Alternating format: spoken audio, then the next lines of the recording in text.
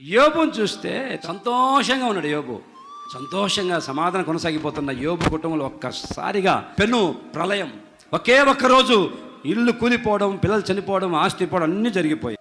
యోబు అంటాడు ఒకటే మాట, దేవుడు ఇచ్చాడు, దేవుడే తీసుకున్నాడు, దేవునికే స్తుతి కలుగునుగాక, మహిమ కలుగునుగాక. అన్నీ పోయినా కానీ, ఆస్తి పోయింది, పిల్లలు పోయారు, అన్నీ పోయినా కానీ దేవుడు ఇచ్చాడు, దేవుడు తీసుకున్నాడు, దేవుడికి స్తోత్రం కలుగును కాకంటే సాతాను గాడికి విలవిలవిలవిలాడిపోయి మంట పుట్టిన వాడికి అని సాతాను కంపరం పుట్టి ఇదిగో మళ్ళీ వెళ్ళాడు దేవుని దగ్గరికి. మళ్ళీ దేవుని దగ్గరికి వెళ్ళి, ఏమైనా వచ్చావు సాతానుగా, ఎందుకు వచ్చావు? యోబుకు ఇందాక డోసు ఇచ్చాను, సరిపోవట్లే, మరి ఏం చేద్దాం అనుకుంటున్నావు?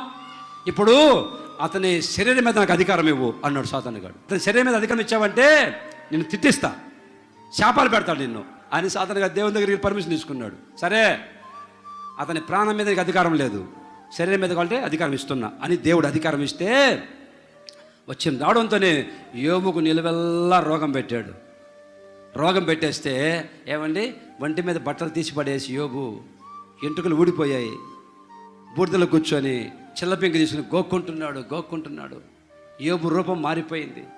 ఒకప్పుడు ఎంత హుందాగా ఉండేవాడు యోబు, రాజులాగా వస్తూ ఉంటే ఊరంతా ఆశ్చర్యపడిపోయేవాళ్ళు. యోబు వస్తూ ఉంటే ఇప్పుడు అదే యోబు కూర్చున్నాడు బూడిదలో, ఎంట్రుకలు ఊడిపోయాయి, బట్టలు లేవు, గోక్కుంటూ ఉన్నాడు. యోబు గుర్తుపట్టలేకున్నారు అందరూ. ఆ యోబు యోబేనా? ఏమైంది యోబుకి? ఏం జరిగింది యోబుకి? ఏమిటిలా మారిపోయాడు? భార్య వచ్చింది.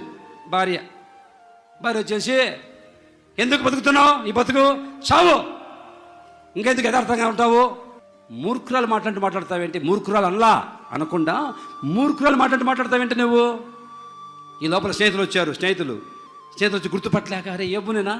ఏంట్రా ఎంటుకలు ఊడిపోయి, బట్టలు లేకుండా బక్క చిక్కిపోయి, ఒంటి మీద కండలు లేకుండా బక్క చిక్కిపోయి ఏంటి అలా ఉన్నాడు యోబు అని వారం రోజుల పాటు దూరంగా కూర్చొని చూస్తున్నారు స్నేహితులు.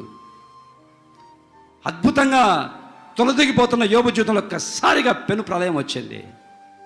అప్పుడు జోఫర్ అంటాడు, తన స్నేహితుడు జోఫర్, రే యోబు, నిశ్చయముగా నీవు నీ దుర్దశను మర్చిపోబోతున్నావు.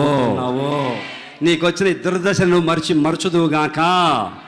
నీళ్లు పారినట్లుగా నీళ్లు పారి కొట్టుకుపోతాయి, అట్లాగే నీ దుర్దశ అంతా కొట్టుకుపోవును గాక. మళ్ళీ ఎప్పుడు నీ దుర్దశను జ్ఞాపకం చేసుకోవు. ఇంతవరకు వెంటాడిన బాధ, సమస్య, కన్నీళ్లు, రోగాలు ఇక కనిపించవు. దేవునికి స్తోత్రం కలుగును గాక. Praise the lord.